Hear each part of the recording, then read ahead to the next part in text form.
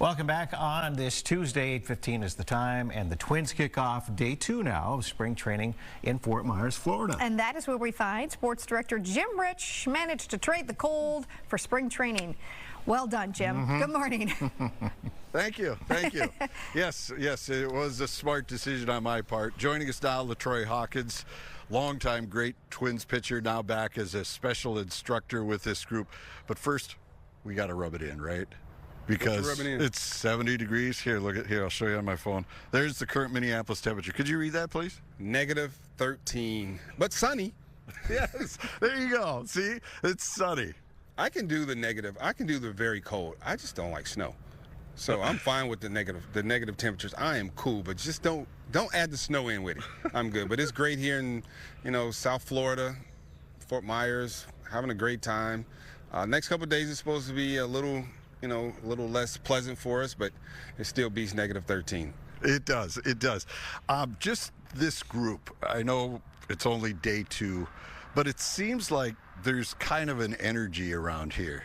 The Correa is healthy, Buxton is healthy, Lewis is healthy, and it seems like there's some real synergy coming together quickly for this group. Well, it's always good when you have your big name guys healthy and on the field. Like you said, it's only day 2, but the energy is very high in spring training, and guys are eager to get going, and hopefully we can have a season without any injuries, which, that's probably not possible, but hopefully it is. And if we can, we're going to have a pretty good season.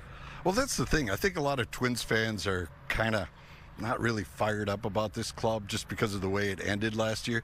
But you have to really look at the big picture. They were leading the division for 4 months. I mean, when this group is going, they're one of the best in baseball. Yeah, we definitely have a good core of guys.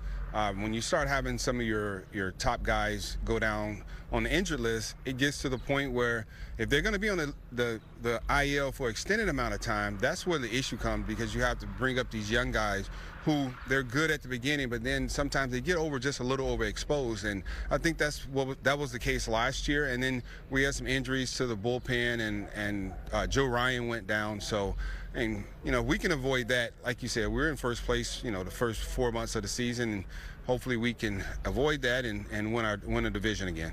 All right, so what's your role down here? What kind of knowledge do you try to share with these youngsters? I'm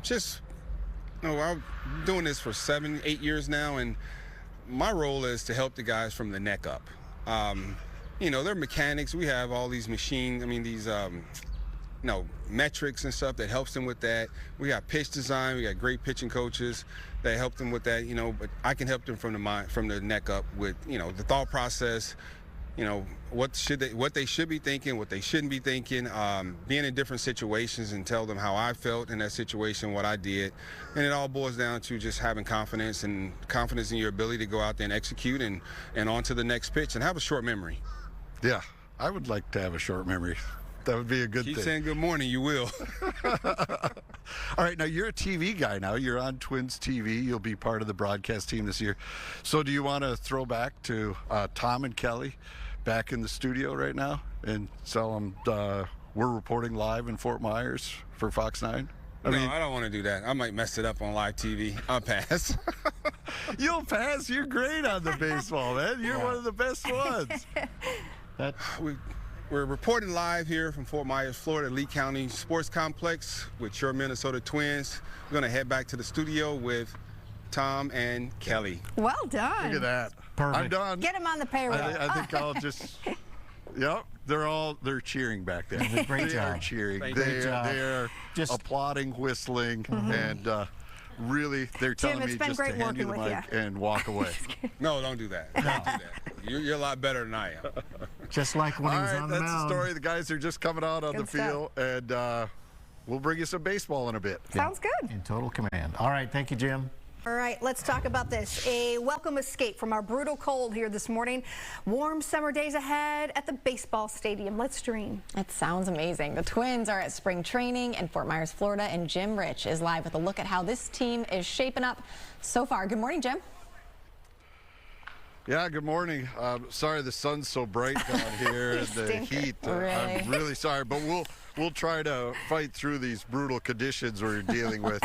And you know, you've been in Minnesota. You used to live there for a while, Yes, didn't you? I did, and then it snowed. Yes, like it is now probably, but no, it has to be. I live down here in Fort Myers now, and it's an honor for me to be out here and watch these young kids throw that baseball. All right, for those that don't know, this is a guy who should be treated like royalty in Minnesota because you brought us a world championship. We haven't had any since 87, 91. That was you guys. You were 87. The ladies, of course, have won a lot of titles with the Lynx and the PWHL, but on the guys' side, not so much. So you are revered in our state, and let me, for everyone in the state, thank you. Because that's the only time we got to say we're world champions. Well, thank you, Jimmy. But, you know, 1987 was a special year.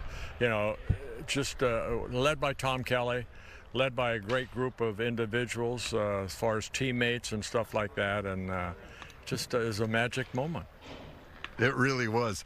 So being here at spring training, you've been a fixture here, helping these pitchers, tapping into the knowledge that you have as a Hall of Famer.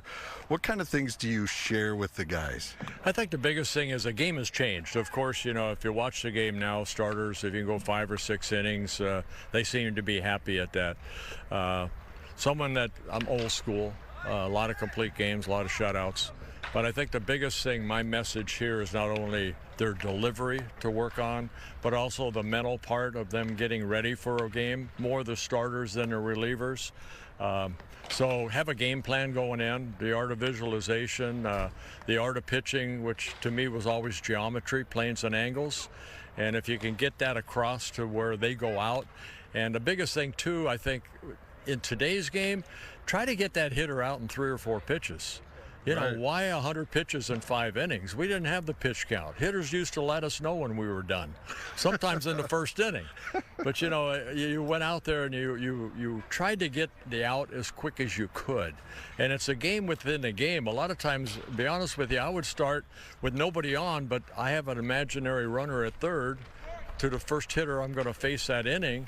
Get that first out. If I get him out, that runner, I don't care if he scores because he's imaginary. He's not even there. But I got the first out of each inning. And the quicker you can do that, the deeper you can get into a ball game.